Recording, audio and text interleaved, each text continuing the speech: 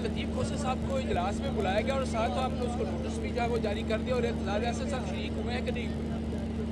आप जवाब दे दें नोटिस का, आ जाए। बिल्कुल जी, लतीफ खोसा साहब को आज हमारे पार्टी के सेक्रेटरी जनरल साहब ने नोटिस दिया है जिसमें उन्होंने 7 दिन में रिप्लाई करना है। एतजाज़ साहब को भी दावत की। लतीफ खोसा साहब को हमने पार्टी से निकाला नहीं, शोकाज नोटिस उनसे जवाब तलब की गई है।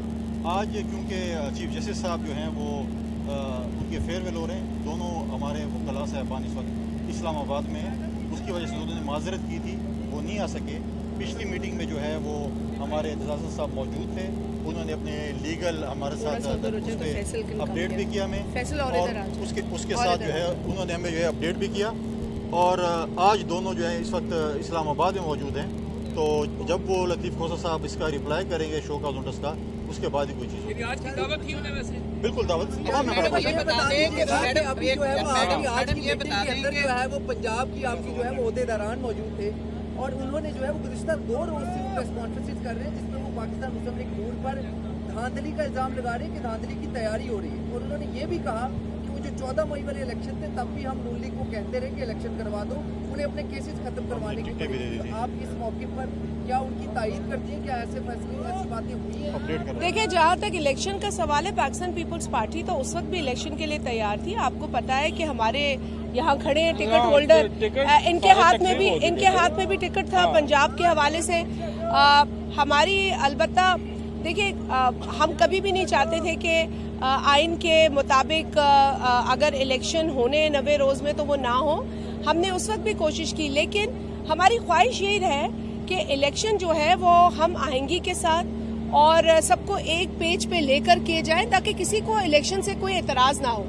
ये पाकिस्तान पीपल्स पार्टी के चेयरमैन जनाब बिलावल भुट्टो जरदारी साहब का ही एक अमल था, उन्हीं की कोशिश थी, जिन्होंने उस वक्त की जो यूनिटी गवर्नमेंट थी उसका हिस्सा होकर भी अपनी जमात की एक कमेटी बनाई और उन्होंने अपने लोगों को तमाम जमातों के साथ बैठकर इलेक्शन के ऊपर बात करने का कहा। उन्होंने कहा ये अनसर्टेनिटी अच्छी नहीं है, कोई जिद ना करे, ये हम आएंगी के साथ हो।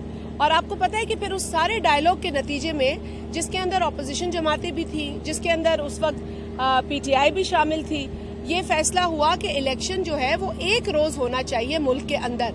जब ये फैसला कर लिया गया और हम हतमी फैसलों की तरफ जाने लगे तो ऐन उस वक्त पीटीआई की जानिब से मैं ना मानू की सियासत शुरू हो गई और उनका जो जिद्दी लीडर है जिसने इस मुल्क में सिर्फ इंतशार, नफरत और तकसीम फैलाई है, उसने कहा जी मैं ये नहीं मानूंगा।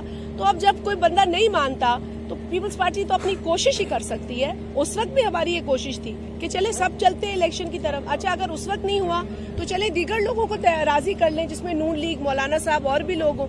तो सबने मिलकर ये तय कर लिया था कि पाकिस्तान में इलेक्शन जल्द हो और 1 तारीख को इलेक्शन किए जाएं। आज की भी हुकूमत शायद यही बात कर रही है कि पूरे मुल्क में 1 तारीख को इलेक्शन होने चाहिए। हमारी कोशिशों के नतीजे में और डायलॉग के नतीजे में यही बात हुई।